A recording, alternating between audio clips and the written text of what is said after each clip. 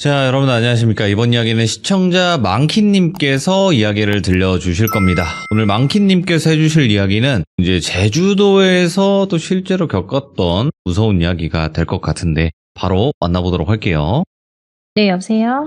망키님 안녕하세요. 네, 안녕하세요. 네, 반갑습니다.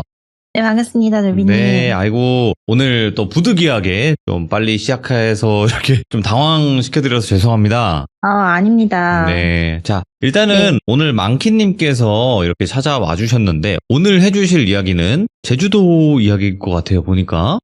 네, 정확히 키워드는 거울입니다. 거울. 시들문에서 거울이라는 그런 키워드도 많이 나오긴 했는데, 도대체 네. 어떤 이야기일지 출발을 바로 해보도록 하겠습니다. 렛츠가! 렛츠 기리십니다. 망키죠!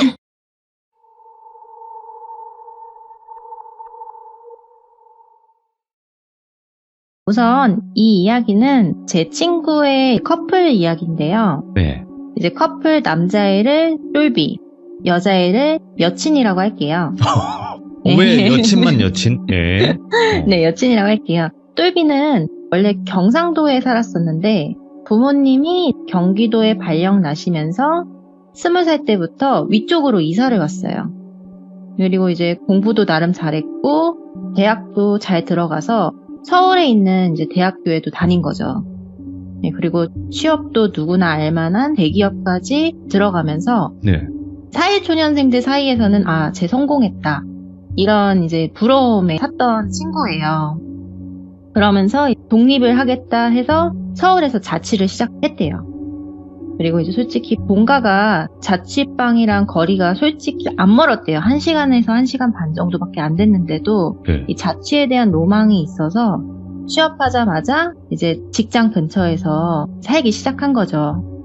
이제 또 취업했지, 자취했지, 1년 정도 지나니까 주변에서 소개팅 제의가 굉장히 많이 들어왔대요. 근데 돌비가 눈이 높아요. 소개팅을 많이 나갔었는데 감흥이 없었대요. 그러니까 얘가 예쁜 여자를 좋아하고 이런 게 아니라 마음에 맞는 사람이 없었대요.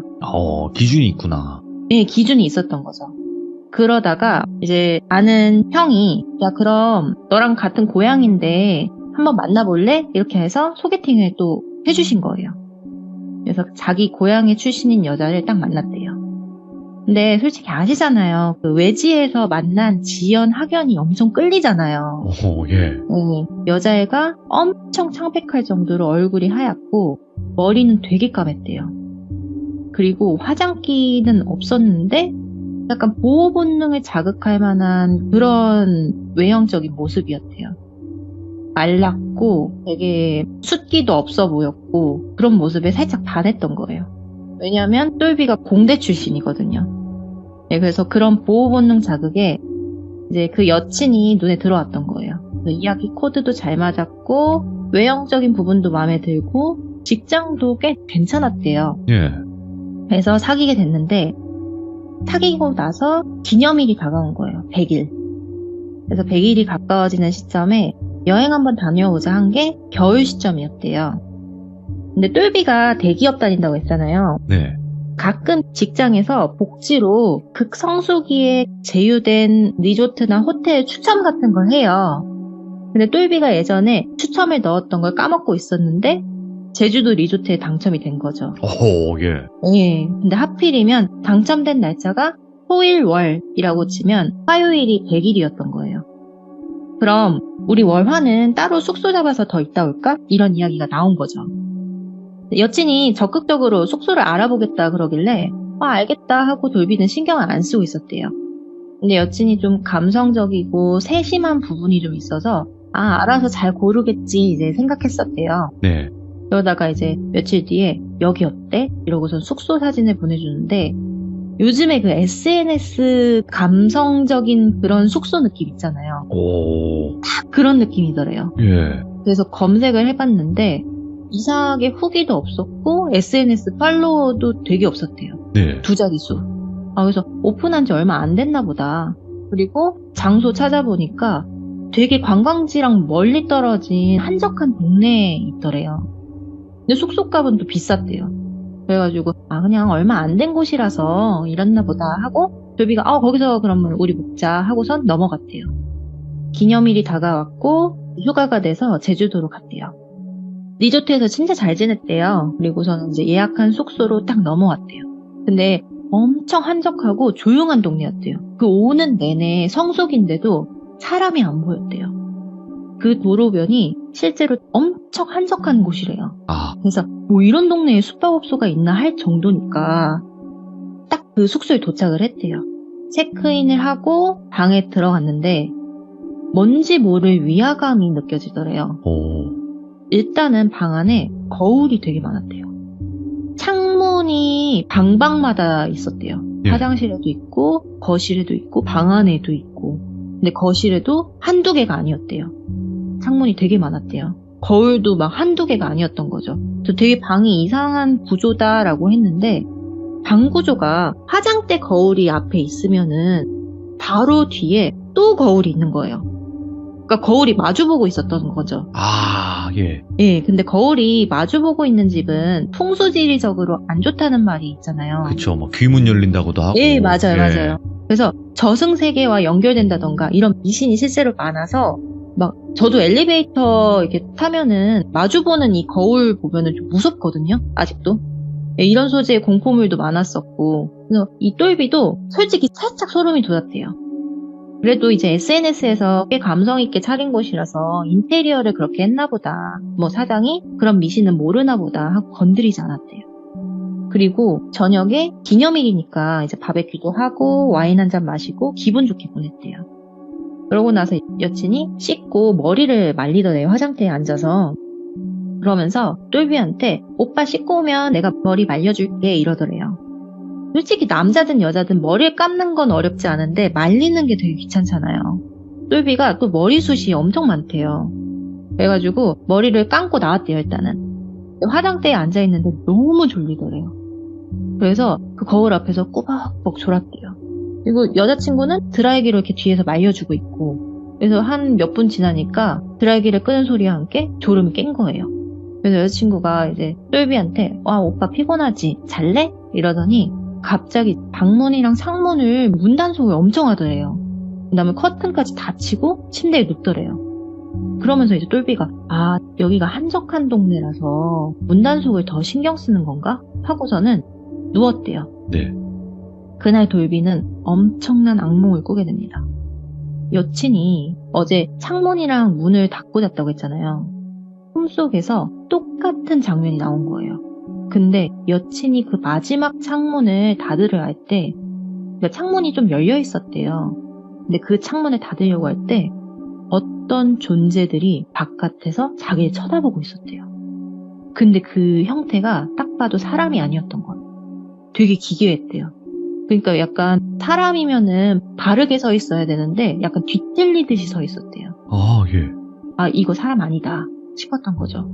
근데 이런 꿈을 딱 꾸니까 돌비가 한숨도 못 잔 거예요. 그리고서는 다음날이 딱 됐어요. 예. 근데 이제 똘비가 아침 비행기를 타고 김포공항으로 갔어야 했어요.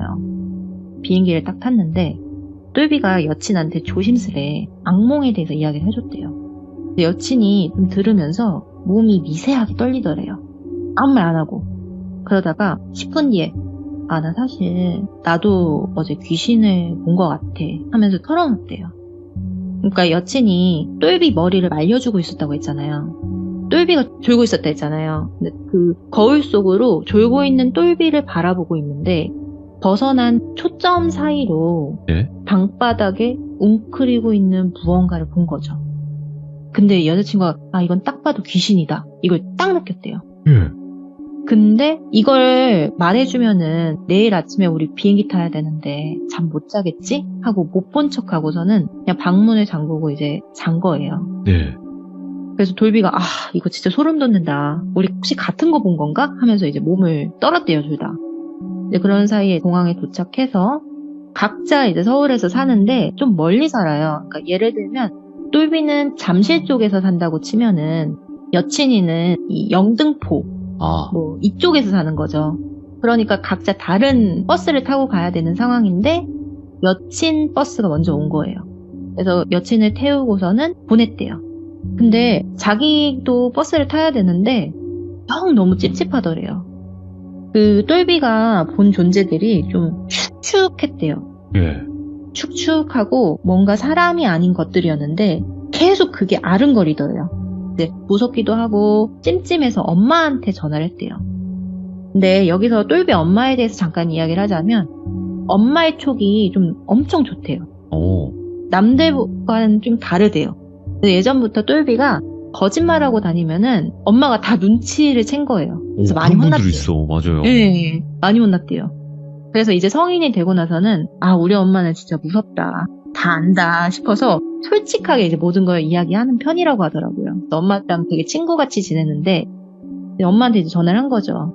엄마, 나 지금 밥 차려줘. 집 갈 거야. 이렇게 얘기를 한 거죠. 그래서 자취방 가는 버스 말고 본가로 가는 버스를 탔대요. 그렇게 이제 본가에 도착을 했는데 엄마가 촉이 좋다 했잖아요. 먼저 물어보시더래요. 너 여행 갔다 온다더니 어디 갔다 온 거야? 왜 이렇게 얘가 헬스케져서 와? 하니까 머뭇머뭇하다가 엄마한테 털어놓은 거죠. 사실 여친이랑 여행을 다녀왔는데 엄마가 못 믿을 수도 있는데 여친이 방 안 거울 속에서 귀신을 봤다더라. 그리고 이 방문 창문 다 잠그고 잤는데 그날 내가 꾼 꿈이 여친이 창문 닫을 때 밖에서 무언가들이 우릴 쳐다보고 있었다. 근데 나는 그게 귀신인 것 같다. 네. 이렇게 털어놨대요. 근데 여자친구도 그런 존재들을 방 안에서 봤다. 근데 엄마가 이제 조용히 듣다가 난 네 여자친구가 더 소름 돋아. 왜? 이런 거죠. 예. 방 안에 귀신이 있는 걸 봤는데 왜 문이랑 창문을 다 잠궈? 이렇게 얘기를 하는 거죠. 예. 그러니까 엄마 말 듣고 보니까 좀 이상한 거예요. 있는 걸 알면서 왜 잠궜지? 이상하긴 한데 여친도 몰랐으니까 그랬겠지 하고 이제 그날을 넘겼대요. 근데 그러고 나서 돌비가 좀 이상해집니다. 밤마다 이제 악몽에 시달리고 가위에 눌리고 하는 일도 잘 안 됐대요. 그래서 예민해져서 되게 힘들었대요. 네. 근데 자취하니까 또 혼자 있잖아요. 주말에는 이제 여자친구랑 있거나 아니면 이제 본가로 들어가서 무조건 자는데도 하루하루가 메말라가는 느낌으로 지냈대요.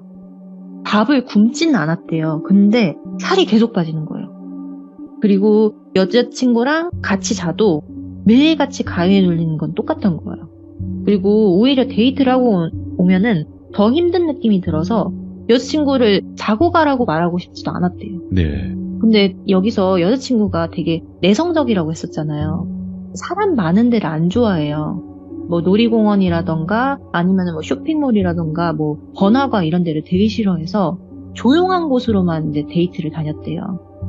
심야 영화를 본다던가 아니면 집에서만 데이트를 한다던가 네. 뭐 조용한 곳에서 이제 캠핑을 한다던가 이런 식으로의 데이트만 했는데도 진짜 사람 많은 곳에 갔다 온 것처럼 기가 쭉쭉 빨렸대요.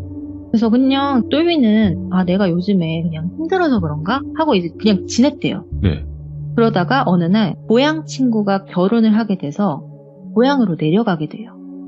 그래서 이제 친구들이랑 오랜만에 고향에서 모인 거예요. 근데 저를 비롯해서 이제 똘비가 부산 사람이에요, 사실. 혹시 부산에 감천문화마을이라고 아세요? 처음 들어봅니다. 감천문화마을이라고 감천동과 아미동 쪽에 카페가 엄청 많아요. 근데 그 반대로 그쪽이 판사촌처럼 돼 있어서 엄청 가파르고 절벽처럼 된 낭떠러지들도 많고 계단도 엄청 가팔라요. 그리고 그 지역이 음기가 엄청 강한 곳으로도 유명하거든요. 무속인들이 아미동 비성마을이라고 하면은 음기가 엄청 강한 곳이라고 이야기할 정도로 실제로 진짜 음기가 강한 곳이에요, 거기가. 근데 똘비가 친구들이랑 하필이면 결혼식 끝나고 그 근방의 카페를 갔대요. 근데 거기가 똘비가 친구들이랑 얘기를 하는데 혼자서 멍을 때리고 있더래요. 네. 그냥 애들이 이야기하는데 대답도 안 하고 멍 때리고 있더래요. 친구들 입장에서는 쟤 그냥 서울에서 내려와서 피곤한가 보다 하고 생각을 했는데 그 중에서 친구 하나를 민수라고 할게요. 민수가 똘비랑 제일 친한데 이상한 거죠. 얘가 아무리 봐도. 그래서 야 똘비야 담배 한 대 태우자 나와 이렇게 얘기한 거죠. 네. 카페에서 데리고 나왔대요. 무슨 일 있는지 이야기를 하고 싶어서 이제 데리고 나왔는데 하필이면 민수가 또 전화가 온 거예요. 네. 그래서 전화를 받고 잠깐 나왔대요. 근데 똘비가 있어야 되는데 없어진 거예요. 근데 카페에서 조금만 걸어가면은 밑에 가파른 계단이 있대요.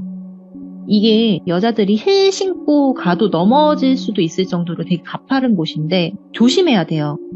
그러니까 발 잘못 디디면 병원행위라서 위험한데 똘비가 천천히 그 계단으로 걸어가더래요. 예.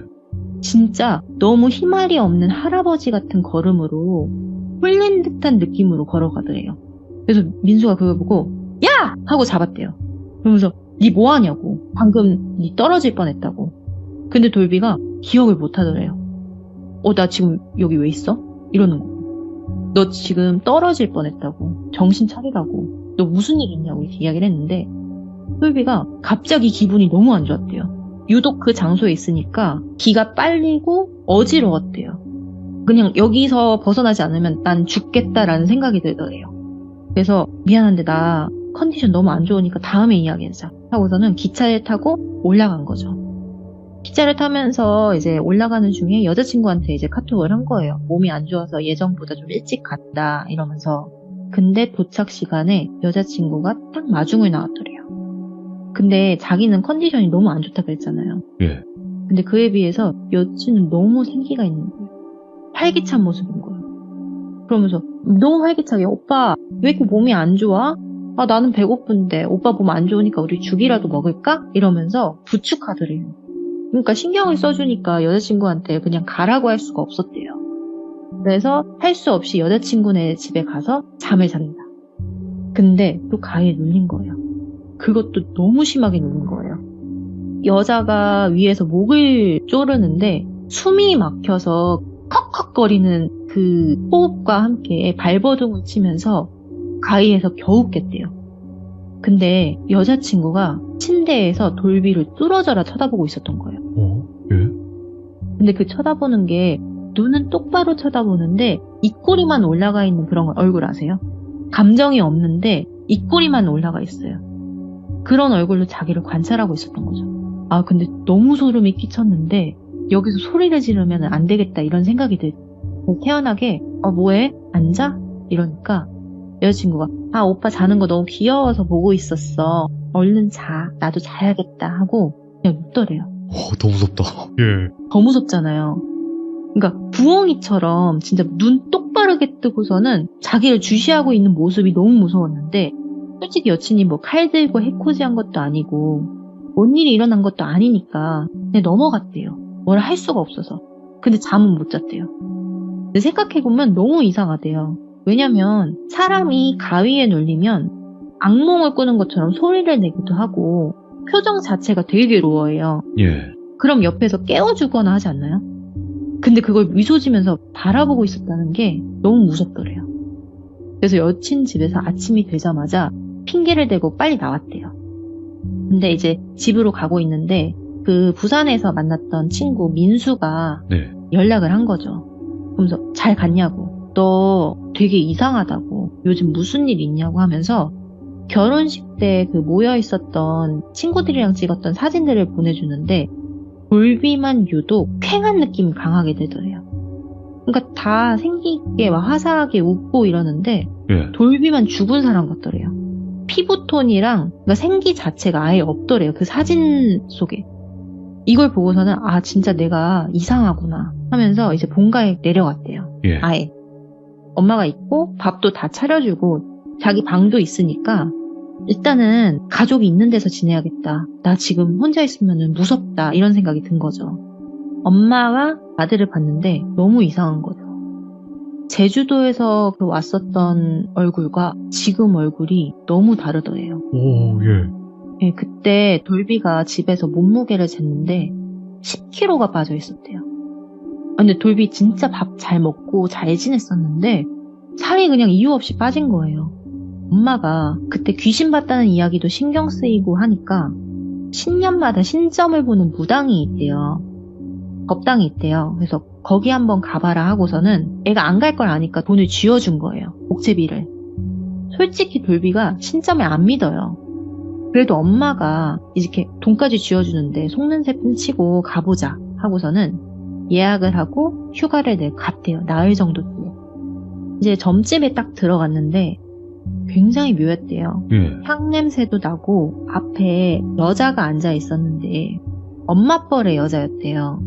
근데 기백이 엄청났대요.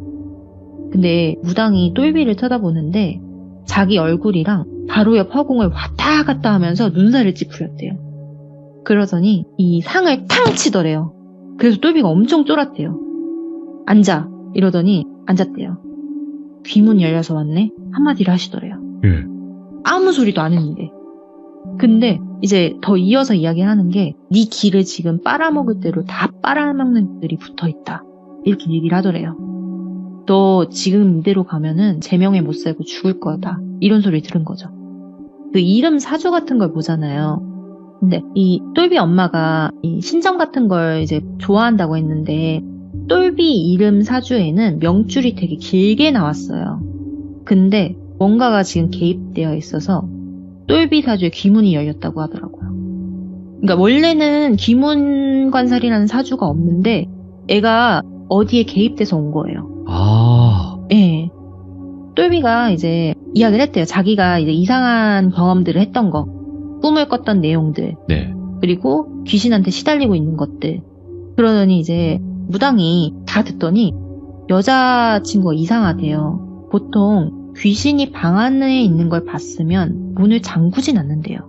오히려 수상하대요. 그러면서 더 이상한 부분은 없었냐라고 질문을 하더래요. 그래서 똘비가 방에 들어갔을 때 위화감이 들었다 했잖아요. 특히 거울이 되게 많았던 거. 이걸 얘기를 했는데 거울 구조를 물어보더래요. 그래서 마주보고 있는 그 거울의 구조를 얘기해 주는데 여자애가 귀문을 연 게 맞네. 딱 한 소리를 하더래요. 그러면서 이제 여자친구가 혹시 귓기를 자주 느끼냐? 뭐 여자친구가 신내림을 받았거나 그쪽 관련된 일을 하냐? 별의별 질문을 했대요. 근데 생각해보니까 거짓말 안 치고 똘비가 아는 게 하나도 없었대요. 솔직히 반년을 사귀었는데 여자친구의 이름, 직업, 사는 집 정도만 알지 여자친구의 친구들을 안다거나 취미를 안다거나 이런 게 하나도 없었대요. 그러니까 여자친구가 그때 귀신을 어떻게 본 거지? 이제서야 의문이 든 거죠. 근데 이 거울을 마주보고 있으면 귀문이 열린다고 하잖아요. 네. 그게 어떠한 의식이 있대요. 그러니까 귀신을 부르는 주술 중에 하나래요, 그게. 오. 이해하기 쉽게 그 귀문관살이라는 그 사주 들어보신 적 있죠? 이 뜻이 실제로 귀신이 내 안에 들어오면 빗장을 가둬서 잠군다. 이런 뜻인데 실제로 이름에 이런 사주가 있는 사람들이 있대요. 그래가지고 귀신처럼 촉이 좋다던가 신기가 있는 사람들의 사주라고 하더라고요. 네. 근데 이 사주가 좋은 의도로 쓰이면 성공한 사람들도 있긴 한데 나쁜 의도로 쓰이면 강한 집착이나 네. 변태적 성향이 많고 뭐 정신분열증 증상들도 많고 사이코가 많다는 거죠. 그런 사주래요. 근데 안타깝게도 후자의 경우가 되게 많대요. 그래서 이제 무당이 하는 말이 이 여자한테는 그런 사주가 있는 것 같다. 근데 너한테 이걸 옮기려는 걸 보면 좋은 의도는 아닌 것 같다. 여자친구랑 거리를 둬라 하면서 부적을 써주더래요. 네. 근데 다행인 게 아직 귀문이 활짝 열린 게 아니래요. 똘비는. 음기가 많은 곳은 절대 가지 말라 그래요. 너 음기 많은 곳에 가면 죽어. 이렇게 얘기를 하는 거죠. 아, 그래서 감천 문화마을 갔을 때 혹시 내가 그랬던 게 이 음기 많은 곳에 가서 그랬나? 이런 생각이 들더래요. 그러면서 만약에 네가 또 가위에 눌린다면 이 부적을 몰래 여자친구 집에 숨겨서 둬봐라. 그리고 가급적이면 그 부적이랑 여자친구랑 멀리 떨어져 있어라. 헤어져. 그냥 이렇게 얘기를 하더라고요. 예. 근데 솔직히 여자친구한테 정이 떨어진 상태였대요. 잘 때마다 이제 소름 끼치게 관찰하고 있고 만나도 집 밖도 안 나가고 집 데이트만 엄청 하는데 기가 쪽쪽 빨리고 행복하지도 않았는데 그러니까 이제 헤어질 생각은 안 해봤지만 돌이켜보니까 아 이거는 헤어져야겠다라는 생각을 하게 됐대요. 그리고 이제 이 부적을 속는 셈 치고 숨겨보자 하고 주말에 여자친구 집에 갔대요. 어디다 둬야 못 찾을까 하면서 여자친구 집을 싹 스캔했대요. 근데 그때 날씨가 더워지면서 파카를 안 입었거든요. 아, 예. 예, 근데 여자친구 옷장에 파카가 걸려있더래요. 그래서 여자친구가 화장실에 잠깐 갔을 때 파카 안주머니에 완전 이제 구겨가지고 꾹꾹 넣고 지퍼까지 올려놨대요. 예. 그러고 나서 이제 여자친구랑 적당히 이야기를 하고 내일 출근해야 되니까 일찍 헤어지자 하고서는 자기 집으로 넘어갔대요. 왜냐면은 대면으로 헤어지자 그러면 너무 무서웠대요. 이 여자친구가 무서운 거죠. 그래서 카톡으로 이별을 구했대요. 좀 찌질하지만. 카톡 이별. 그냥, 오. 예, 그냥 나 지방으로 발령이 났다. 그리고 엄청 바빠질 것 같고 보기도 힘들 것 같다. 그래서 우리 이렇게 좀 멀리 떨어져서 지내니까 헤어지는 게 맞는 것 같다. 이렇게 네. 이야기를 한 거죠. 근데 여자친구가 그거에 대답은 안 하고 어디로 가는데? 나도 그쪽으로 이직하면 되잖아. 우리 만나서 얘기해. 이러면서 카톡이 계속 오더래요. 예. 근데 3분 안에 답장을 안 하면 계속 오고 전화 오고 집착이 장난이 아니었던 거예요. 예. 이게 무섭더래요. 근데 여자친구가 자취방 주소까지 알잖아요. 찾아올 것 같더래요. 그래서 생각한 게 자취방 짐을 필요한 것들을 다 싸서 본가로 들어갔대요. 예. 다행히 여자친구가 본가 주소를 몰라요. 그래서 본가로 넘어갔대요. 그러고 나서 이제 여자친구를 차단을 해버렸대요. 그러고 나서 이제 연락이 끊겼는데 여자친구랑 연락을 안 하고 나서 생각을 좀 해봤대요. 돌이켜서. 근데 솔직히 숙소도 여자친구가 찾아서 예약을 한 거였고 돌이켜보면은 소름 돋는 부분들이 너무 주마등처럼 지나갔대요. 근데 이제 시간이 좀 지나니까 멀리 떨어져 있어서 그런지 악몽도 안 꾸더래요. 예. 되게 신기하더래요. 머리가 좀 맑아지는 기분이 들더래요. 그래서 마음이 이제 어느 정도 평안해졌을 때 자취방에 있는 짐을 좀 빼러 갔대요. 한 2달 정도 지나서 짐 빼야 되니까 아빠 차를 빌려서 운전해가지고 서울로 가는데 네. 원룸촌에 가려면 1시간 반 정도 걸렸대요. 딱 도착을 했는데 빌라 안으로 들어가면은 바로 옆에 우편함이 보이잖아요. 근데 2달을 비웠다고 했잖아요. 그러면 전기세나 관리비 같은 우편물들이 와 있어야 정상인데 네. 하나도 없더래요. 누가 싹 다 빼간 것처럼 깨끗하더래요. 비운 적이 없는데 한 장도 없으니까 너무 소름이 돋잖아요. 느낌이 싸한 거예요. 그리고 올라갔대요. 뛰어서 올라가서 비밀번호를 치고 들어갔는데 딱 문을 열었는데 자기가 옷 안에 넣었던 부적 있잖아요. 예. 그게 완전히 찢겨져서 신발 벗는 곳에 뿌려져 있더래요. 너무 소름이 돋아서 소리를 지르면서 나왔대요. 그래서 무당을 찾아갔대요. 여자친구가 눈치를 챈 건지 이게 찢겨져서 집에 뿌려져 있었다고. 저 어떡하냐고 이러니까 오히려 무당이 다행이라는 표정으로 자기 주술이 통하지 않았으니 분을 표출한 거다. 그거 그냥 모아서 태워버리라고. 지금 너 못 찾아서 다행인 거라고 이야기를 하더래요. 그리고 더 이야기해 주시는 게 그때 너한테 얘기를 안 했는데 아마 여친이 제주도 숙소에서 귀문을 여는 의식을 치렀던 것 같다. 예. 네가 그래서 그때 못 봤던 게 졸았다고 했잖아요. 의식을 치름과 동시에 이제 졸았던 거예요. 그리고 꿈속에서 본 이 바깥에 있었던 존재들은 그 방에서 이제 귀문이 열렸으니 찾아온 것들이었다고. 그리고 어떤 의도인지는 모르겠는데 귀문을 열어서 너를 그동안 갖고 논 거라고. 예. 네가 이게 길을 잃어가는 모습을 보면서 자기는 활력을 찾거나 아니면 재미로 그랬거나 알 수는 없다고. 근데 얘 한두 번 한 거 아니라고. 하는 짓 보면 다른 사람한테도 똑같은 짓 그대로 할 거라고. 이렇게 말씀을 하시더래요. 너 걔 옆에 있었으면 죽었다고. 당분간 연애도 하지 말고 기력을 회복해라.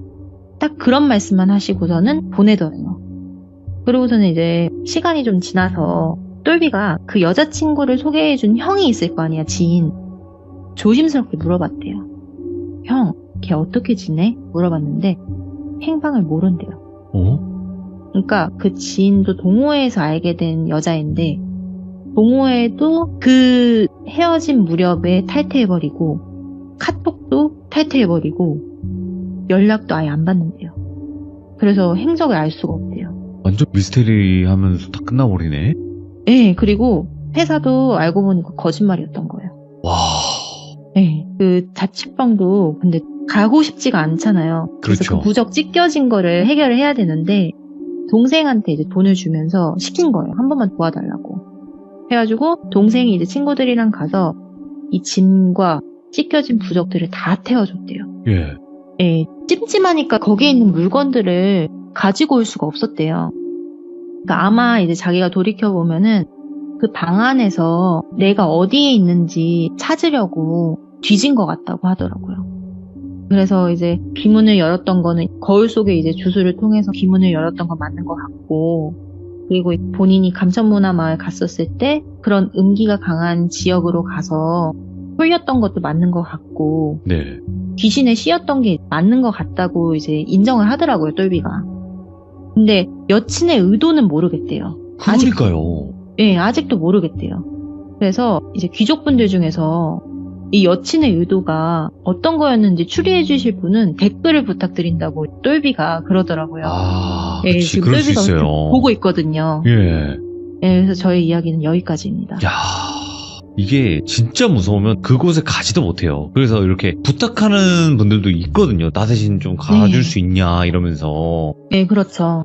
야, 일단은 제가 얘기를 듣기로는 뭐 이런 네. 경우들이 시들무에 없었던 건 아니지만 네.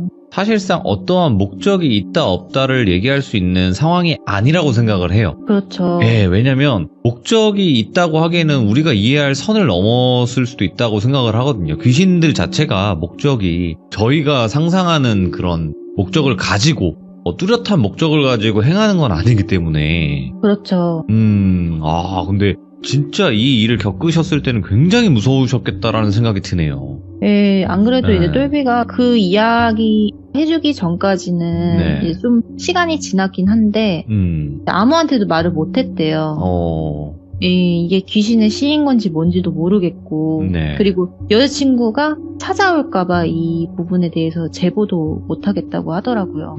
그래서 대신 해주신 거구나. 예, 그래가지고 아. 이제 대신 제보를 해봤습니다. 오늘 망키님께서 이 이야기를 들려주셨는데, 근데 처음 참여하시는데 굉장히 깔끔하게 잘해주시는데요? 아, 오, 그래서 떨림이 이 하나도 친구가- 없어요. 친구가 그래서 부탁을 했나봐요, 저한테. 역시 망키님이 이렇게 떨림 없이 그래도 뭔가를 준비하셔서 이야기를 하신 거는 느껴지지만, 네. 그래도 이렇게까지 남의 이야기를 전달을 해주신다는 것 자체가 굉장히 이거는 또 망키님의 능력이지 않을까 생각을 합니다. 아우, 감사합니다. 네, 그리고 지인분 너무 걱정하지 네. 않으시기를 바란다고 방송 아. 보고 계시니까 좀 전달을 네. 해드리고 싶네요. 아우, 감사합니다. 네, 너무 감사드리고요. 혹시라도 또 다른 이야기 있으시면 언제든지 또 찾아와 주시기 바라겠습니다. 감사합니다. 네, 감사합니다. 네. 근데 그 여자친구의 행동 자체가 이해가 되지 않는 선에서의 일들을 보여주고 있거든요, 여러분들. 그래서 혹시라도 여러분들의 생각은 어떤지 댓글로 꼭 남겨주시길 바라겠습니다. 감사합니다.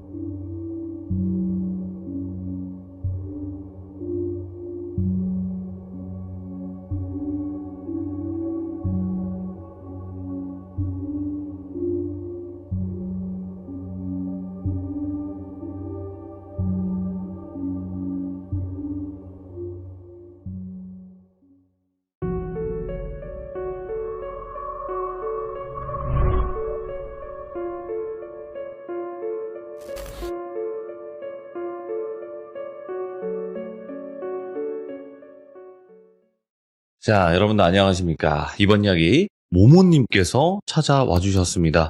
모모님이 해주시는 이야기는 정말 기묘하면서 섬뜩한 그런 이야기들을 많이 들려주시는 분이죠. 자, 오늘은 어떤 이야기일지 여러분들과 같이 확인하도록 하겠습니다. 모모님.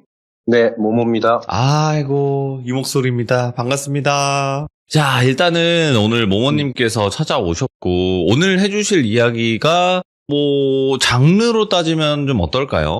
현실 공포고요. 예. 그리고 굳이 제목을 붙이자면 그곳에 가면입니다. 그곳에 가면. 예. 그리고 저와 참 소중한 인연이 된 그 청년이 네. 겪은 이야기고, 그리고 이제 그 후에 그 청년한테 일말의 사건들을 다 들었던 이야기라서, 네. 알겠습니다. 그러면 네. 바로 출발을 해보도록 할게요. 렛츠가! 길이십니다. 모모예요.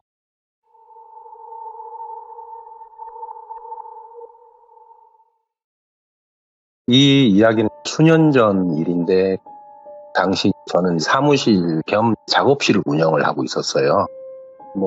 매일매일 반복되는 일상 때문에 좀 지쳐가고 있을 때 어떤 20대 후반의 여자분이 저희 작업실을 찾아오셨어요. 그분이 하시는 일이 학교 밖 청소년 지원센터의 선생님이었거든요. 네. 그 선생님이 하시는 말씀이 10명 정도 되는 아이들이 있는데 주 1회 2시간씩 8주간 동아리 활동을 좀 진행을 해달라고 하더라고요. 당시 저는 중고등학교에서 일회성 출강은 나가도 내 공간에서 강의는 하지 않았거든요. 더군다나 그 기간의 이름만 들었을 때는 그곳이 비행 청소년이나 불량 청소년들이 학교를 중도 포기하고 있는 곳이라고 생각을 했기 때문에 좀 꺼려지기도 하더라고요. 사람들로 인해서 스트레스 받는 일이 싫기도 했었고, 물론 시간이 지나고 아이들과 부대끼고 나니까 홍실하고 순수하다는 걸 좀 알겠더라고요. 그래서 그 선생님이 아이들이 새로운 경험을 하고 진로 결정의 다양성을 갖게 해준다면 아마 보람 있는 일일 거라고 저를 설득하시기에 결국 이제 거절을 하지 못하고 하기로 한 거죠. 결국 다음 주부터 10명의 아이들과 동아리를 운영을 하게 됐어요. 아무래도 아이들 심성은 그렇진 않은데 학교를 다니지 않는 아이들이니까 복장이나 헤어스타일이 자유도가 좀 높았거든요. 알주노초 파남보 다 있을 정도로. 염색. 그리고 복장도 일반적이지 않은 복장들. 그래서 이제 속으로 생각했죠. 일단 강의할 때 항상 인솔 선생님이 한 분이나 두 분 정도 오니까 묵묵히 이제 8번만 견디면 된다. 그리고 또 이런 기간과 일을 하면 이미지도 제 작업실 이미지도 좋아지니까 나쁠 건 없다. 견디자. 그래서 처음에는 되게 기계처럼 강의를 했어요. 그러니까 이제 이게 아이들도 집중도가 떨어지고 흥미가 없는 수업이 돼버린 거죠. 4주차 정도 됐을 때 한 아이가 사정에 의해서 그만두고 다른 남자아이가 들어왔는데 키도 크고 얼굴도 참 잘생겼는데 되게 불량스럽더라고요. 수업에 방해가 되기도 했고, 그래서 방법을 바꾸기로 한 거예요. 일방적으로 강의를 하는 것보다 아이들의 얘기를 듣는 걸 먼저 하자. 아이들의 얘기를 들어주고 어른으로서 해줄 수 있는 말을 좀 해주자. 그렇게 하니까 이제 아이들이 왜 학교를 그만두게 되었는지를 스스로 얘기를 하더라고요. 다양한 이유가 나오더라고요. 친구들한테 왕따를 당해서 견디다 못해 결국 학교를 그만두게 된 아이부터 부모님의 과도한 학업 성취 요구 때문에 그만둔 아이까지 공통점은 좀 상처가 많은 아이들, 그렇게 구성이 되어 있었죠. 그리고 자기들은 항상 늘 지시를 받기만 했는데 들어줄 수 있는 누군가가 있다는 거에 대해서 좀 기뻐하더라고요. 그래서 제 입장에서는 어설픈 위로보다는 학교를 다니지 않아도 센터에서 친구들과도 즐겁게 지낼 수 있는 그런 기회가 많은 곳이니까 절대 주눅 들지 말자. 이건 정말 진심으로 얘기를 했었거든요. 그러니까 일제히 아이들이 단톡방을 만들더라고요. 저를 초대해서 하루에 있었던 일들이나 고민을 얘기하는 공간이 돼버렸죠, 거기가. 저는 제가 해줄 수 있는 한도 내에서 진심으로 상담도 해줬고, 그러니까 그 다음 주 수업부터 너무 즐겁고 유쾌한 거예요, 이게. 저 역시 몇 주 안 남은 시간이 좀 아쉬워지는 그런 순간들이었는데, 문제는 이 4주차에 들어온 그 남자아이였었어요. 콧방귀 끼고 집중도 하지 않고, 바닥에 침도 뱉고, 그리고 또 저보다 키도 크고 덩치도 있었기 때문에 좀 무섭기도 했었고, 그래서 이제 선생님한테 물었죠. 저 똘비라는 아이는 어떤 사연을 가지고 있냐. 그러니까 선생님은 별말을 하지 않고 저 아이의 어머니가 되게 독특하다고만 말을 해주더라고요. 그래서 수업을 끝내고 아이들이 집에 돌아갔는데 계속 똘비가 눈앞에 아른거리더라고요.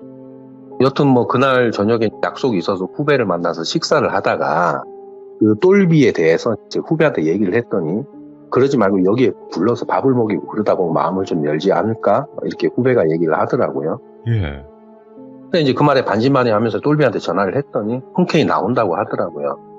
똘비는 미성년자니까 제가 술을 주는 건 안 되고 밥을 먹였죠. 그리고 제 후배가 어른들이 흔히 하는 질문을 해버린 거예요. 이 아이한테. 꿈이 뭐냐고. 그러니까 똘비가 하는 말이 없는데요. 이렇게 얘기를 한 거예요. 후배가 거기서 한마디 더 하더라고요. 어떻게 꿈이 없을 수가 있냐고. 그랬더니 똘비가 좀 기분이 상한 거예요. 그래서 제가 얘기를 했죠. 꿈이 없을 수도 있지. 뭐 꿈을 설정하고 계획하는 기간일 수도 있잖아. 타인의 꿈에 대해서 가타부타 이래라 저래라 하는 게 되게 무책임한 말일 수도 있다. 그렇다고 이 꿈에 대해서 신중하고 깊이 들어줄 준비가 오히려 우리가 안 돼 있지 않느냐. 그러니까 이제 후배가 아 그래 뭐 모모 형님 말이 맞는 것 같다 하니까 이제 똘비의 표정이 풀리더라고요. 그 식사 자리가 좀 되게 유쾌하게 끝이 났어요. 그리고 후배는 택시를 타고 갔고 저는 똘비를 집까지 바래다 주기로 한 거예요. 미성년자니까. 근데 그 식당과 집이 멀지 않아서 똘비가 걸어가자고 하더라고요. 그래서 묵묵히 걷고 있는데 똘비가 갑자기 그러더라고요. 선생님 아까 고마웠어요. 정말 어른답게 말해주신 분이 선생님이 처음이에요. 이렇게 얘기를 하더라고요. 네. 그 아이가 어쨌든 그 말을 한다는 자체가 저한테 감동으로 다가왔었거든요. 그러면서 하는 말이 사실 저 꿈이 있어요. 이러는 거예요. 그래서 그게 뭐야? 그랬더니 투명인간이요. 이러는 거예요. 18살짜리 남자아이가 말하는 투명인간은 그저 판타지적 성격의 대답이 아니란 게 좀 느껴지더라고요. 네. 그래서 제가 말을 했어요. 그러니까 뭐 왜 그렇게 말을 했는지 모르겠지만 누구의 눈에 보이고 싶지 않니? 그랬더니 엄마예요. 그러더라고요. 아이고, 뭐 있구나. 그래서 이제 마음이 착잡해지더라고요. 그래서 묻지도 않았는데 자기 스스로 막 얘기를 하더라고요. 엄마가 이혼 후에 유독 똘비한테 집착을 했대요. 고등학교 다닐 때 성적은 늘 똘비가 상위권이었는데 전교 1등이 아니면 안 되고 대학조차도 지정을 해주더라는 거예요. 그래서 뭐 매일같이 엄마랑 싸우고 학교를 안 가는 등 반항의 끝을 달렸대요. 결국 학교에서 제적을 당하고 본인 스스로 학교 밖 청소년 지원센터를 찾았대요. 왜냐하면 그곳에는 엄마가 없으니까 천국이었대요. 간섭이 없으니까, 엄마의 간섭이. 근데 가끔씩 엄마가 센터에 찾아와서 난리를 한번 피우고 가셨대요, 한 번씩. 센터 때문에 애 다 버려놨다고.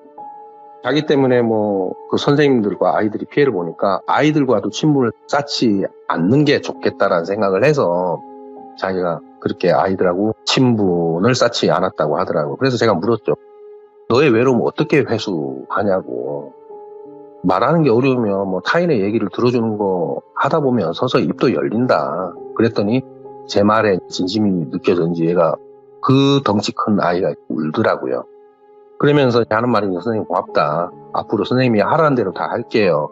그러기에 야 그렇다고 해서 내 말을 맹신도 하지 말고 무조건 듣지도 말고 다만 도움이 필요하면 얘기해라. 그러면 언제든지 힘 닿는 데까지 돕겠다. 이제 이렇게 얘기를 했더니 똘비가 바로 검정고시를 준비해서 그 회에 합격을 하고 그 이듬해 수능도 봐서 자신이 원하는 대학을 합격을 했어요. 이 아이가. 몇 년간 많은 변화가 있었죠. 그리고 선생님들과 아이들의 관계도 너무 좋아졌고 그리고 군대도 스스로 해병대에 지원해서 갔는데 주말에는 휴대폰을 주잖아요. 군대에서. 주말에 저하고 메시지도 주고받고 시간이 지나서 얘가 이제 전역을 하고 제일 먼저 저를 찾아왔어요. 자기 엄마한테 먼저 안 가고 그것도 이제 진정한 남자가 돼서 왔더라고요. 대학은 휴학을 잠시 할 거고 돈을 벌 거라고 하더라고요. 그래야 독립을 할 수 있다고. 그래야지 엄마에게서 투명인간이 될 수가 있다고. 결국 똘비는 배 타는 일을 할 거라면서 남쪽 지방으로 떠났어요. 그리고 간간히 소식을 좀 전해오다가 뜸해지더라고요. 뭐 자기 생활이 있거나 아니면 뭐 일이 고돼서 그럴 수 있겠다 싶더라고요. 그러고 나서 6개월이 지났나요? 똘비가 전화가 왔어요. 좀 만나자고. 그러면 너 지금 이곳에 와 있냐 그랬더니 와 있다고. 그래서 만났죠. 예. 이제는 이제 성이니까 술도 같이 한잔할 수 있는 나이니까 술을 한잔했죠. 근데 얘 모습이 되게 초췌하더라고요. 첫 마디가 선생님 저 진짜 투명인간이 되고 싶어요 그러더라고요. 예. 아, 이게 무슨 일이 있구나. 그래서 집중해서 들었죠. 똘비는 군 제대 후에 무작정 남쪽으로 내려갔대요. 어촌 쪽으로 가게 됐는데 이게 일자리를 쉽게 구할 수 있다고 생각하면서 되게 활기찬 항구를 생각을 했대요. 근데 폐항된 곳도 너무 많고 또 의외로 사람을 구하는 곳이 많이 없더래요. 그래서 점점 더 남쪽으로 내려갔는데 결국 어떤 작은 어촌 마을에 가게 된 거예요. 다행히 일자리는 구했고 또 자기가 살 집을 구해야 되잖아요. 이제 발품을 팔다 보니까 옥탑방을 되게 저렴하게 구한 거예요. 그 건물의 1층에는 주인이 직접 운영하는 사진관이 있고 2층은 주인 세대, 그리고 그 위에는 옥상의 옥탑방 이런 구조였대요. 똘비는 매일 새벽에 조업을 나가서 오후가 되면 들어와서 뭐 거의 얻었대요. 너무 힘드니까. 일은 고됐지만 수입이 좀 괜찮으니까 좀만 고생해서 좀 목돈을 마련해서 정말 내가 하고 싶은 일을 좀 하자 이렇게 생각을 했기 때문에 버틸 수가 있었다는 거예요. 예. 항상 일을 끝내면 사진관 옆에 대문을 통해서 위로 올라가면서 주인한테 인사를 하는데 그 주인한테는 20대의 아들이 하나 있었는데 장애가 좀 있었대요. 그러니까 지적장애인데 지적 수준이 한 7, 8세 정도라는 거예요. 그리고 이제 신체 장애도 좀 있었대요. 그렇구나, 그럴 수 있구나. 뭐 많이 힘들겠네. 그냥 요 정도만 생각을 했는데, 그러다가 이제 장마철이 됐는데, 비도 많이 오고, 풍랑 때문에 조업을 쉬는 게 좀 많이 있었대요. 위험하니까, 조업을 못 나가니까. 그래서 돈을 벌어야 하는데 일을 못 나가게 되니까 되게 차질이 생기겠다라고 생각이 들 때쯤에 그 집 주인이 옥탑방에 찾아왔대요. 그러면서 이것저것 물으면서 뭐 학벌 이런 걸 물었대요. 그래서 자기가 솔직하게 얘기를 했더니 자기 아들 공부 좀 맡아달라고 하더래요. 일을 하고 와서 좀 힘이 들더라도 좀 한 시간씩만 좀 공부를 좀 봐줘라. 똘비는 생각했대요. 뭐 노는이 연불한다고. 결국 승낙을 했대요. 네. 근데 그 승낙을 한 그 계기가 돈도 있지만 외롭게 지내던 자신의 모습을 그 20대 장애가 있는 친구한테 보이더라는 거예요. 예. 그래서 그래, 저 친구도 사람들이 자신을 기피하면서 받았을 상처도 있겠다 싶었대요. 그래서 정말 진심을 다해서 그날부터 한글과 뭐 초등 수학을 가르쳤대요. 근데 그 아들도 똘비가 좋았는지 말을 너무 잘 듣더래요. 오. 그렇게 아무런 문제 없이 잘 지냈는데 그 아들은 똘비의 옥탑방이 너무 좋다고 하더라는 거예요. 그러다가 이제 좀 연령대도 비슷했고 좀 친해지기도 했고 자기 방 안에 뭐 딱히 훔쳐갈 물건도 없고 해서 내가 열어놓을 테니까 언제든지 놀러 오라고 했대요. 와서 뭐 낮잠을 자고 가든지 다만 내가 자는 시간 그것만 확보만 해주면 된다. 그렇게 하고 나니까 그 집주인이 돈을 좀 더 얹어서 주더라는 거예요. 그렇게 장마가 끝나고 다시 조업을 나가게 됐는데 새벽에 옷을 챙겨 입고 대문을 탁 나서줬는데 주인이 마침 대문 앞에서 자기를 기다리듯이 앞에 서 있더라는 거예요. 이제 똘비는 인사를 했대요. 아이고, 새벽인데 일찍 일어나셨네요. 그랬더니, 이거 나 그냥 일상이야. 늙으면 뭐 새벽잠도 없다고 하잖아. 그냥 이렇게 하더라는 거예요, 주인이. 네. 그러더니 그 새벽에, 보통 새벽에는 어르신들 잘 안 움직이잖아요. 근데 차를 끌고 어딜 가더라는 거예요. 그 집 주인이. 보통 조업 나갈 때 새벽, 꼭두 새벽에 나가는데 그때 3시 반, 3시 뭐 이럴 때인데. 예. 똘비는 그 주인의 그 행동이 아무 의미가 없는 행동인데도 기분이 좀 이상하더래요. 왜 그랬냐고 물었더니 눈빛이 좀 이상하더라는 거예요. 뭘까? 예. 아무튼 그날도 그렇게 열심히 일을 하고 와서 그 아들의 공부를 또 가르쳤대요. 그렇게 반복된 생활을 하던 어느 날 새벽에 조업을 나가려는데 1층 사진관에서 주인이 나오더니 그날도 차를 끌고 어디론가 가더라는 거예요. 웬일을 하는 사람도 아닌데 왜 저분은 저렇게 이른 새벽에 어딜 가는 걸까? 이 생각이 그냥 들었대요. 뭐 그래도 내일이 아니니까 그냥 신경을 끄기로 했는데 이게 매일같이 그렇게 주인이 새벽에 어딜 나가니까 이 똘비 입장에서는 점점 호기심이 발동을 하더라는 거예요. 도대체 뭐지? 뒤를 쫓아볼까? 저게 바닷가 쪽도 아닌데 항구 쪽으로 가는 것도 아닌데 근데 이제 똘비한테 차가 없었기에 뒤에 쫓아가본 것도 불가능했대요. 근데 똘비는 어느 날 조업을 끝내고 회식을 했대요. 선배 선원들이 있어서 자기는 술을 마시지 않고 식사만 했고 선장이 갖고 있는 승합차를 자기가 대신 운전을 했다는 거예요. 사람들 다 데려다 주려고. 사람들 다 데려다 주고 선장이 너 이거 차 끌고 갔다가 아침에 네가 그냥 사람들 픽업해서 이렇게 데리고 와라 뭐 이렇게 얘기를 한 거겠죠. 그날도 집으로 왔고 그 애의 공부를 가르쳤다는 거예요. 다음날 이제 새벽이 됐는데 바람과 비가 억수같이 오더라는 거예요. 그래서 이제 선장한테 전화를 했더니 그냥 쉬라고 일기예보에 오늘만 오고 안 오니까 그 다음날에 차 끌고 사람들 픽업해서 자기 집으로 와라. 이렇게 얘기를 하더라는 거예요. 그래서 예 알겠습니다 하고 전화를 끊고 똘비는 우산을 쓰고 옥상에서 담배를 폈대요. 네. 근데 아래를 탁 보니까 주인이 또 그 사진관에서 나오더라는 거예요. 결국 똘비의 호기심은 이제 폭발하고 한 거죠. 주인이 차를 타고 갈 때 얼른 승합차를 몰고 뒤를 쫓았대요. 한 20-30분 정도 달리고 나니까 인적이 드문 어느 시골길이 나오길래 더 쫓아가면 들키겠다 싶어서 차를 멈추고 예의주시하는데 그 주인이 어느 무당기대가 꽂힌 집으로 들어가더라는 거예요. 그 절마크 만자가 있는. 근데 아무리 생각해도 이 굿이나 점사를 새벽에 할 리도 없고 무슨 기도나 무슨 의식 같은 걸 하나? 아니면 그냥 친분이 있어서 가나? 그런 생각이 들었대요.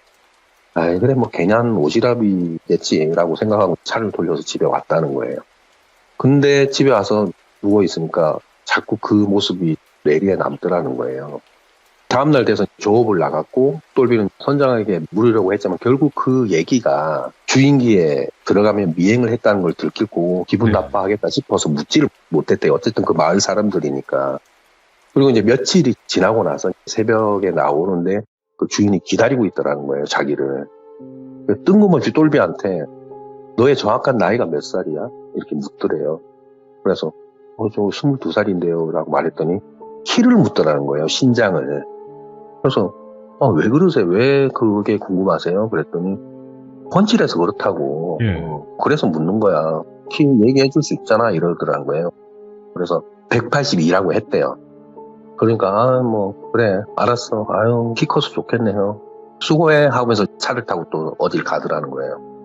그 무당집에 갔겠죠. 근데 이게 키를 묻는다는 게 되게 찜찜하더래요. 아우 그러게. 이러저리도 저러지도 못하다가 결국 똘비는 선장한테 부탁을 했대요. 읍내 PC방에 가서 공부할 게 있는데 차가 없어서 그러니까 차를 빌려주면 기름값이랑 아침에 조업 때 항상 모시러 오겠다. 차를 좀 그렇게 쓸 수 있겠냐 그랬더니 선장은 그래 나도 뭐 그렇게 내가 픽업하러 다녀야 되니까 내가 좀 한숨 더 잘 수 있으니까 좋다 그러면 그렇게 해라 그랬대요 선장이. 똘비는 비가 오면 아주 일찍 눈을 떠서 먼저 그 무당집 근처에 가서 차를 세우고 지켜봤대요. 매일같이 주인은 그 무당집을 방문을 하더라는 거예요. 그러다가 어느 날 조업을 끝낸 오후쯤에 이 시간에 한번 가볼까 해가지고 무당집을 향했는데 마침 무당과 주인은 차를 타고 어딜 가더라는 거예요. 똘비는 그 틈을 타서 무당집에 몰래 들어갔대요. 뭐 들어갈까 말까 하다가 앞에 문이 안 잠긴 것 같아서 다행히 이제 법당의 문이 잠겨 있지 않아서 쉽게 들어갈 수 있었는데 안에는 어느 법당과 마찬가지로 제단과 뭐 이런 제단 위에 음식들 그리고 여러 탱화들 이런 그림과 동상 같은 게 있더라는 거예요. 근데 희한하게 그 제단 항상 벽 쪽으로 이렇게 붙여서 세우잖아요. 근데 제단 뒤에 이상한 커튼이 하나 있더라는 거예요. 숨을 죽이고 커튼을 딱 걷었더니 똘비는 그대로 주저앉고 말았대요. 그 자리에. 커튼 뒤에 이 공간에 벽을 보니까 사진이 수십 장 붙어 있더래요. 엄청나게 수십 장이 붙어 있는데 그 사진의 크기는 일반 스냅 사진부터 뭐 큰 사진까지 좀 다양하게 붙어 있는데 이 형태가 큰 사진과 작은 사진들이 마치 모자이크처럼 조합이 돼 있는데 이게 사람의 형태로 붙어 있더래요. 사람이 서 있는 형태로. 근데 뭐 발과 다리, 골반 이런 사진들인데 전부 각각 다른 사람들의 사진들이 조합이 돼 있더라는 거예요. 그러니까 손은 누구의 사진, 이쪽 손은 또 피부가 좀 검은 누구의 사진, 이쪽 다리는 또 바지가 다른 색깔, 이쪽 다리는 바지가 다른 색깔. 이런 식으로 정말 많은 사람들의 부분 사진이 다 모자이크처럼 붙어 있었던 거죠. 근데 이 똘비가 주저앉은 이유가 그 사진의 형태가 사람의 모양인 것도 있었겠지만 얼굴 부분을 딱 보니까 눈, 코, 입이 조합되어 있는 사진이 다 각각 다른 사람들의 사진인데 자기 얼굴하고 너무 닮았더라는 거예요. 합쳐진 사진이. 키도 옆에 서보니까 자기랑 똑같더래요. 그리고 메뉴에 누금이 그려져 있고 182라고 적혀 있더래요. 그리고 나이 22 이렇게 적혀 있대요. 근데 가만히 생각해 보니까 처음에 이 집 주인의 아들이 20대라고만 했지 정확한 나이는 몰랐는데 자기가 수업을 진행을 하다가 그 나이를 했는데 이 나이가 22살이라는 거예요. 그 장애가 있는 나이. 근데 머리와 눈 부분 쪽에 뭐 오른쪽 눈 부분 쪽에 사진 한 2-3장 정도가 빈대가 있고 거의 완성형이라는 거예요. 이제 이 전체적인 모양이 형성되기까지가 얼마 안 남은 거죠. 심장이 미친 듯이 뛰고 겁나더래요. 이거는 우연이든 뭐든 이건 심상치 않은 일이다. 이렇게 직감을 했대요. 그래서 똘비는 그 길로 나와서 일단 집으로 향했대요. 더는 못 있겠다 싶어서 이 마을에 더는 못 있겠다. 뭔가 지금 범상치 않은 일이 벌어지고 있다. 그래서 이제 짐을 챙겨서 떠나려고 했는데 얼른 옥탑방에 탁 올라갔는데 문을 잠그진 않지만 문이 열려 있더라는 거예요. 불빛이 좀 새어나오고 안으로 탁 들어가니까 주인집 아들이 옷장을 막 뒤지고 있더래요. 자기 옷장을. 그 몸이 불편한 그 애가. 그래서 이제 똘비가 뭐 하는 짓이냐고 소리쳤더니 주인집 아들이 되게 천진난만하게 똘비 왔어? 이렇게 하더라는 거예요. 근데 그 아들의 손에 자신이 원래 입는 그 남방을 쥐고 있길래 확 뺏으려고 했는데 안 놓더라는 거예요. 그러면서 그 아들이 평소와는 다른 눈빛으로 되게 또박또박 말하더래요. 적당히 나대. 숨이라도 붙어 있으려면. 이러더라는 거예요. 절대 그 말을 할 수 없는 애인데. 똘비는 오시고 뭐고 미친 듯이 차를 끌고 도망을 쳤대요. 이게 자기가 어느 정도 달리다 보니까 좀 정신이 돌아오잖아요. 이 차는 이 선장의 차니까 선장 집으로 향했대요. 집 앞에 온 똘비를 본 선장이 표정이 평소와는 되게 다르더라는 거예요. 근데 선장이 자꾸 집으로 들어가자 하더래요. 너 안색이 왜 이래? 야, 집에서 차 한잔하고 내가 뭐 청심환도 있는데 내가 그거 줄게. 들어가자 이러는 거예요. 근데 똘비가 순간 딱 그런 생각이 들더래요. 여기서 이 안으로 들어가면 뭔가 탈이 나겠구나 싶더래요. 차에서 내려서 미친 듯이 달리기 시작했대요. 신발이 벗겨지고 발이 까진지도 모르고 달렸대요. 근데 멀리서 택시가 탁 오는데 저걸 또 세우면 안 될 것 같다라는 거예요. 결국에는 그 택시도 그 마을 사람 중에 한 명일 수도 있겠다. 뭐 아닐 수도 있겠지만. 근데 거기 마을에서 읍내까지 거리가 꽤 됐는데 이게 도로가로 걸으면 자기가 탈로 날까봐 누구한테 발각이 될까봐 신발도 날아가고 없고 거의 맨발인데 산 속으로 걸었대요. 정말 사람들이 다니지 않는 길로. 그 와중에 집에 놓고 통장이 생각이 나더래요. 예? 거기에 돈을 계속 차곡차곡 저축을 해놨으니까. 그래서 일단 그 와중에도 정신을 차리고 분실신고를 해놨대요. 다행이다. 그리고 그날 이 똘비가 조업을 하고 받은 현금이 있어서 터미널로 향했다는 거예요. 그 읍내에 있는 터미널로. 그리고 엄마 집으로 안 가고 센터에서 되게 친하게 지냈던 친구 집으로 가서 일단 숨을 돌리고 도움을 청한 사람을 생각했더니 저밖에 생각이 안 나더래요. 그래서 술을 한잔하면서 그 얘기를 들으면서 너무 일반적이지 않은 일이라서 저도 어떻게 도울까 생각을 하다가 또 밤 시간이었으니까 그 똘비를 만난 시간이 어디 뭐 무당집을 갈 수도 없고 뭐 이래서 그 왜 전화로 점사 봐주는 무당들 있잖아요. 발신자 부담으로 하는 거. 일단 아무 때나 전화를 해보자. 해가지고 전화로 점사 봐주는 그런 걸 찾아서 전화를 해서 일련의 사건들을 다 얘기를 해줬죠. 그랬더니 그분이 그 무당분이 그러더라고요. 그게 무슨 의식인지도 모르겠고 자기도 처음 듣는 의식인데 이게 전체적인 얘기를 들어보니까 아들의 신체가 그러하니까 아마 어딘가 가서 요소 건강하게 보이는 사람들의 사진들을 찍어서 조합을 하고 완성이 되면 닮은 사람을 또 어떻게든 찾아서 그 사람의 의복이나 이런 것들을 아들에게 입히고 그 무당이 하는 의식을 하려고 했던 것 같다. 그리고 얘기를 들어보니 애당초 그 아들은 지적 장애는 없었던 것 같다. 그 지적 장애가 있는 것처럼 해야지 접근이 쉬우니까. 만약에 그런 장애가 없는 상태면 그래 방에 언제든지 놀러와 이렇게 아마 똘비가 얘기를 안 했을 것 같다. 이분이 점사를 봐주는 그런 느낌으로 얘기한 게 아니라 정말 상담을 해주는 사람처럼 얘기를 해주시더라고요. 그래서 지적 장애가 있다는 걸 빌미로 접근을 했고 출입이 쉬워지니까 옷을 가지고 오는 거는 그 애한테 되게 쉬운 일이었을 거다. 네. 그리고 똘비가 그렇게 해서 모든 사건들을 파악하고 맞닥뜨리니까 걔가 그렇게 본성을 드러낸 것 같다. 만일 그렇게 그 사람들의 작전대로 계략대로 그렇게 됐으면 그 아들의 신체와 똘비의 신체가 바뀔 수도 있는 문제일 수도 있다. 그러면 똘비는 그런 장애를 얻게 되고 오히려 그 아들은 그 장애가 사라질 수도 있다. 오? 근데 자신도 이게 처음 듣는 의식이고 뭐 이렇게 하는 방법도 자기도 처음 듣기는 한데 근데 일리는 있다. 이게 약간 양밥하는 것처럼 네. 일리는데 이게 결국에는 이 사람의 사주와 이 사람의 사주를 거의 맞바꾸는 이런 부분인 것 같은데 자기는 여기에서 더 이상 해줄 얘기가 없다는 거예요. 예. 도무지 어떤 방법이 좋은지도 모르겠고 그렇다고 섣불리 뭐 이렇게 해라 하고서 내가 당신네들의 인생을 책임질 수도 있는 것도 아니니까 자기가 얘기해 줄 수 있는 건 여기까지다 그러면서 전화를 끊으시더라고요, 먼저. 그리고 똘비 입장에서는 이제 너무 불안한 거죠. 왜냐하면 자기의 옷도 거기 있고 그 남방이나 자기 의복도 거기 있고 그 사진도 점점 완성이 돼가고 있었잖아요. 한 두세 장만 더 띄워놓으면 너무 불안하더래요.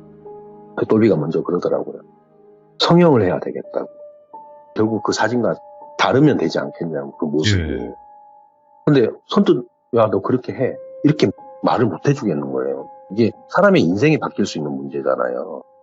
그리고 더군다나 얼굴이 바뀌면 삶도 달라질 수 있는 부분인데, 이거는 내가 책임지고 뭐 이렇게 해라 마라 이렇게 할 수 있는 부분이 아니어서, 아무런 결정도 못하고 있었는데, 뭐 속은 그랬죠. 정말 진짜 얼굴을 바꾸는 게 맞지 않나 뭐 이런 생각을 하고 있었어요, 저도. 네. 근데 결국에 똘비는 성형을 했어요. 많이 과하게 해서 예전의 모습이 거의 남아있지 않거든요. 네. 그리고 몇 년이 지난 똘비한테는 아무런 일을 일어나지 않고 그리고 얘가 몸만 아프면 이 똘비가 몸만 아프면 타투샵을 가는 거예요. 가서 불교식 무슨 주문 같은 거 있잖아요. 뭐 예를 들어서 수리수리 마수리 뭐 이런 거 같은 이런 티베더 뭐 그걸로 몸에 타투를 온몸에 다 한 거예요, 얘가. 그러니까 마치 부적절은 방지할 수 있는 걸 다 한 거예요. 예. 그리고 뭐 불전에 있는 뭐 그런 주문 같은 글들을 온몸에 그러니까 이게 거의 옷처럼 다 했어요. 반팔 컷이라고 하나요? 뭐 그렇게 해가지고 뭐 다리에도. 그러니까 이게 그런 상황들이 얘한테 뭐 성형이라는 그런 변화도 줬겠지만 또 온몸을 그렇게 다 막 타투로 휘감는 그런 것들을 한다는 게 좀 안타깝기도 하더라고요, 그게. 네. 그리고 나서 똘비의 입장은 저하고 있을 때가 마음이 제일 편하다는 거예요. 그래서 제가 이 얘기를 한 이유가 내가 이 얘기를 똘비 공부 라디오에 얘기를 할 건데 네. 내가 해도 되겠냐 그랬더니 해도 된다 이렇게 허락을 받았고 그리고 이 친구는 저와 같은 일을 하고 있어요. 지금 오, 예. 저하고 같은 일을 하고 있고 근데 이게 웃긴 게 뭐냐면 의도했는지 우연인지 모르겠지만 이 성형한 똘비의 외모가 점점 저와 흡사해지더라고요. 오? 예? 그래서 제가 한 몇 번 물었거든요. 그거를. 아예 다른 얼굴로 하려고 했느냐. 그랬더니 다른 얼굴로도 하고 싶었지만 선생님과 흡사해지고 싶었다. 오, 예. 그러면 자기도 선생님 같은 사람이 될 수 있지 않겠냐. 저는 똘비의 일련의 사건보다 이 부분이 더 소름 돋았죠. 근데 이게 뭐 무서운 것보다는 얘가 나를 롤모델로 하는 것 같으면 나는 더욱 책임감을 느끼기도 해야 하고 그리고 같이 통감하기도 해야 한다는 거죠. 그렇다고 지금 이 친구가 뭐 엄청 부담스러운 친구거나 그렇지 않고 오히려 설득을 해서 지금 똘비의 어머니에게 한동안 욕을 많이 먹기도 해서 얘가 온몸에 막 타투로 돼 있고 얼굴 성형도 네. 하고 그러니까 이게 내 영향이다. 뭐뭐 너의 영향이다. 뭐 이렇게 참 욕도 많이 먹었었는데 이제는 시간이 지나서 뭐 똘비하고 그 어머니하고 진솔한 얘기도 하고 해서 저랑 같이 그 어머니와 만나서 식사도 하고 좋은 관계를 이제 유지하고 있거든요. 그런 사연이 있었네. 예. 네네네. 그래서 저도 이게 무슨 사진으로 이렇게 한다라는 이 얘기를 듣도 보도 못한 얘기거든요, 이게.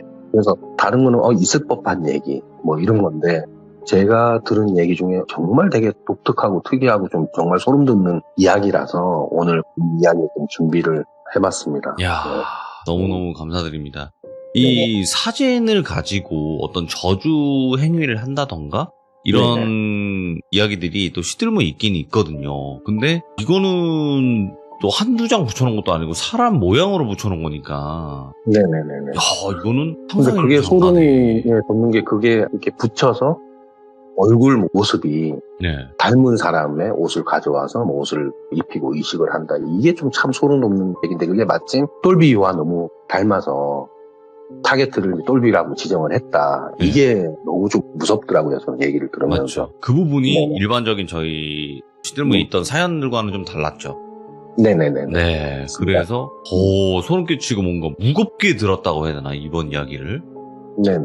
네, 네, 그런 생각이 들었어요. 그래서 뭐 음. 지금 이 친구는 타투를 지우는 작업을 하고 있고 아, 예. 그리고 저랑 같은 일을 하면서 네. 뭐 지금 모습은 달라졌지만 그리고 많은 고통이 있었지만 그래도 나쁜 길로 안 빠지고 잘 그렇게 지내고 있다. 그게 좀 위안을 삼고 다행이라고 생각해야 되는 부분 같습니다. 야, 오늘 역시 모모님의 이야기는 집중을 안 할래야 안 할 수가 없는 그런 이야기였습니다. 정말 감사드리고 다음번에 다른 이야기로 꼭 찾아와 주시길 바라겠습니다. 오늘 하루도 고생 많으셨습니다. 예, 감사합니다. 네, 고맙습니다. 저도 많은 분들이 느끼신 것과 같이 좀 기괴하고, 이게 좀 찝찝한 그런 느낌이 있어요. 이 이야기 듣다 보면, 야, 이게 사람이 무서운 이야기도 있지만 영적인 것도 살짝 포함이 되어 있는 거기 때문에 그 뭔가의 살짝의 찝찝함, 이게 뭘까 하는 그런 느낌이 분명히 드는 이야기였거든요. 그래서 여러분들도 모모님의 이야기를 아직 안 들어보신 분들 계시면 돌비 모모 검색하시면 올라와 있는 영상 있습니다. 꼭 들어보시길 바랄게요. 시청해주신 모든 분들 감사드립니다. 고맙습니다.